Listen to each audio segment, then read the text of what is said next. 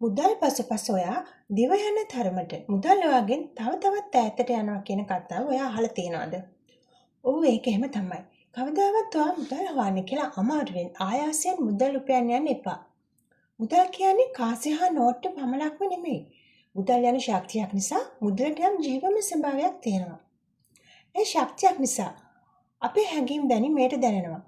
ඔබට හිතේ මේ අමුතු කතාව මොකක්ද කියලා. නෑ ඒක තමයි මුදල් පිළිබඳ සත්‍ය කතාව. මුදලට වයිබ්‍රේෂන් එකක්, ෆ්‍රීකවන්සි එකක් තියෙනවා. ඉතින් ඔයාගේ මුදල් ගන්න ශක්තිය වැඩි නම් මුදල් ඔයාව වෙත ගලාගෙන එන්න පටන් ගන්නවා. එක් මාර්ගවලින් නොහිතන අවස්ථා, සිද්ධි ඔබට නිර්මාණය වෙන්නේ ඔබටවත් හිතා ගන්න බැරි විදිහටයි. මොකද ඔයා මුදල් ආකර්ෂණ වල ෆ්‍රීකවන්සි එකේ ඉන්නකොට මුදල් ඉබේම ඔයා වෙතට ආකර්ෂණය වෙන්න පටන් ගන්නවා. හරියට ගඟට මුහුද හොයාගන්න මහන්සි වෙන්න ඕනේ නැහැ. ගඟ දන්නවා Taman කොහොමත් මුහුදට යන බව. ඉතින් ඔයාගේ මුදල් ගලාගෙන යන ভাইබ්‍රේෂන් එක ඔයා වැඩි කරගත්තාම මුදල් කොහෙද තිබුණත් ඔයාට ගලාගෙන එන්න පටන් ගන්නවා. මොකද ඔයාගේ මුදල් ශක්තිය බලවත් නිසා. ඒක නිකන් මට මුදල් ඕන කියන කැමැත්තට ආශාවට එහා ගිය දෙයක්. එය ඔබ වෙතට එන්න නම් ඔබ මුදලේ ශක්තිය සමග ඔබගේ ශක්තිය මුසු කරගත යුතුයි. තවත් විදිහකට කිව්වොත් ඔබ එම්බොඩි විය යුතුයි. එලයින් විය යුතුයි. මුදල් ශක්තියත් සමග. මේක හරියට අපි මුදලක් සමග පවත්වන රහස් ගිවිසුමක් වගේ. ඔබට ඔබේ මුදල් ශක්තිය ඔබ දැනෙන්න හරිනවා මුදල් වලට. මම දැන් ධනවත් වීමට මුදල් ලැබීමට සුදුසුයි කියලා. ඒ දේ දැනෙන්නේ ඔයා මුදල් සම්බන්ධව ඔයාගේ තියෙන එනර්ජි එක හසුරවන ආකාරයෙන් තමයි. ඔයාගේ එනර්ජි එකට තමයි මුදල් රෙස්පොන්ඩ් කරන්නේ. මුදලට ඇහෙන්නේ නැහැ. පේන්නේ නැහැ. මුදලට ඔබව දැනෙනවා නමුත්. ඔයාගේ එනර්ජි එක දැනෙන්න ගන්නවා. ඔයාගේ ශක්තිමය වශයෙන් ඔයා ශක්තිමත් වෙන්න මෙන්න සියලු හොඳ දේ ඔබ වෙත ගලාගෙන එන්නේ ආශාවකින් වගේ. ඒ වාගේ ඉන්න වොයිස් එකේ කම්පන ශක්තියයි. ඔයාගේ ඇත්ත ස්වභාවය පිට වෙන්නේ ඔබේ ඉන්න වොයිස් එක හරහා. ඔබේ ඉන්න වොයිස් එක අතුලාන්තයෙන් පිරිසිදු වෙන තරමට, නිරවුල් වෙන තරමට, බාධක නොමැති වෙන තරමට ඔයාගේ ඉන්න වොයිස් එක බලවත් වෙන්න පටන් ගන්නවා. මේ කතා කරන්නේ ප්‍රාර්ථනාව ගැනවත්, බලාපොරොත්තුව ගැනවත් නෙමෙයි. ඔයා කවදා හරි මට මුදල් ලැබෙයි කියලා ප්‍රාර්ථනා කළාට, බලාපොරොත්තු වුණාට කවදාවත් ඒක සිද්ධ වෙන දෙයක් නෙමෙයි. ඔයා ඔයාගේ ශක්තිය වෙනස් කරගත්තාම විතරයි සැබෑ වෙනස සිදු වෙන්නේ. ඉතින් මේක ප්‍රාර්ථනාවෙන් හා බලාපොරොත්තුවෙන් එහාට ගියපු දෙයක්. උවමනයි අවශ්‍යයි කියන දෙයට විශ්ව ප්‍රතිචාර දක්වන්නේ නැහැ.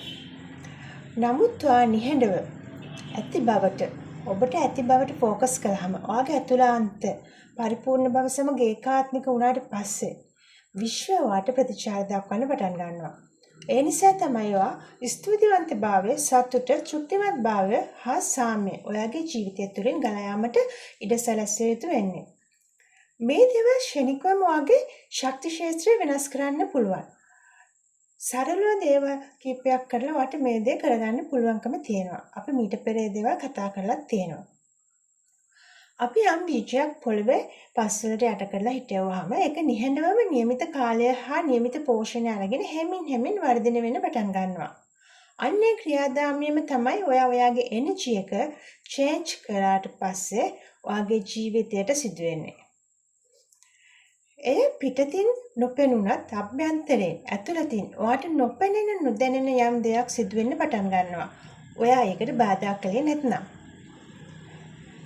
ඒ නිහඬ වර්ධනය තමයි ටික දවසකින් මහ විශාල ගසක් බවට පත් වෙන්නේ. ශක්තිය ප්‍රතිචාර දක්වන විදිය ඉතාම වේගවත් හා නිවැරදි.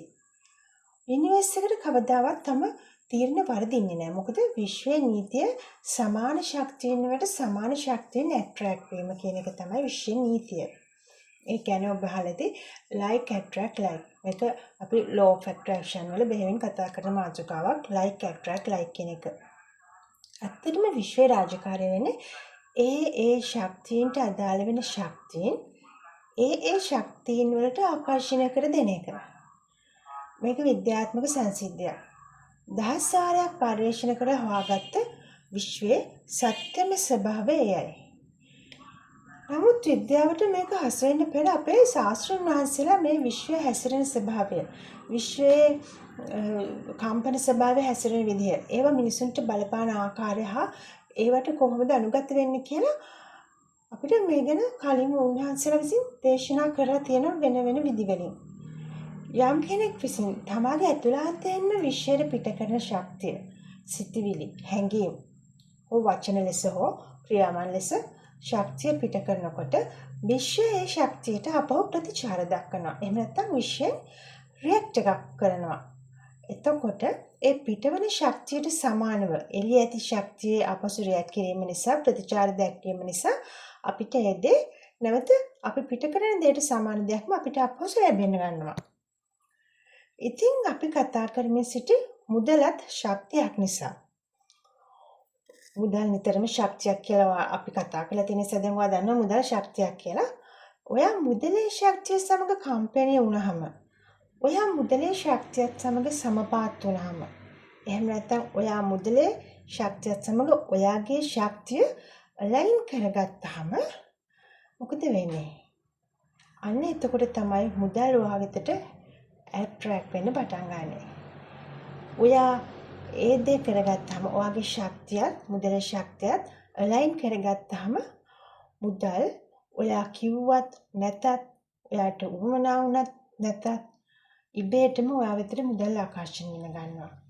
මොකද ඒක ශක්තිය සම්බන්ධ තියෙන විද්‍යාවක්.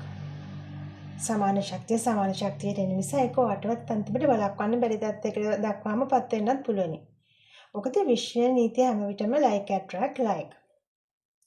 මුදල් ආකර්ෂණය ඉතින් මේ මුදල් ශක්තිය ඇතිතැනට විතරයි කියන්නේ. ඒ නිසායි අපි ඔයා එක දිගට මුදල් නැති බව, මුදල් හොයන්න අමාරු බව, එහෙම නැත්නම් ඔයාගේ ණය බරක් ගැන, එහෙම නැත්නම් රටේ බඩු මිල ගැන, මම මේව කොහොමද ගන්නෙ, මට මේව ගන්න හම්බ වෙයිද කවදාවත්, ඒ වගේ එක එක සිතුවිලි වලින් පිට වෙනවනේ. ඔයා කඩේකට ගියාම වුණත් ඔයා ඒක අත ගාලා මට මේක ගන්න පුළුවන්ද, ගන්න බැයිද, ආයෙ තියලා ආයෙ අරගෙන අන්නේ විදිහේ හැසිරීමක් දක්වනවනේ සාමාන්‍ය විදිහෙන්. අපි හැමෝම එහෙම තමයි මේ ගැන නොදන්න කාලේ ඉඳන්ම.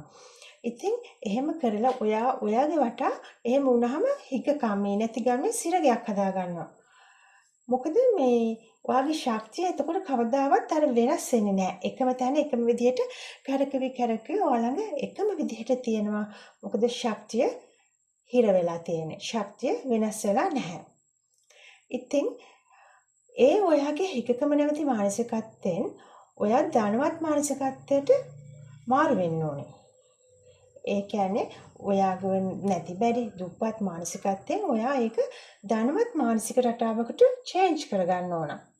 ඔයා එහෙම කරගන්න තුරුම මුදල් ඔයා වෙතට එන්නේ නැහැ. මුදල් වලට තියෙන සෞභාග්‍ය ශක්තිය.